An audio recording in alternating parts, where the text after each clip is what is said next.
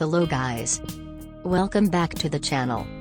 In this video I gonna show you how to install Kazam screen recorder on Ubuntu 18.04. Open the terminal and run the command sudo apt-get update. We have to update packages before installing any software in order to get the latest version. Now run the command sudo apt-get install Kazam to install it.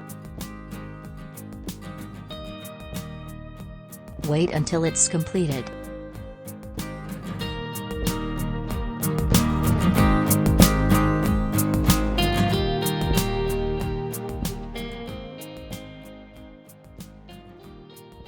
Installation completed. Now we can check it in the sound and video section to view.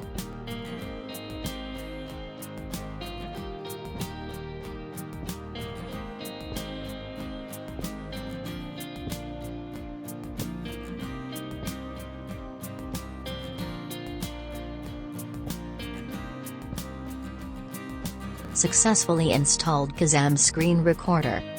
Thanks for watching. If you have any doubts, feel free to comment. Hit a like and subscribe.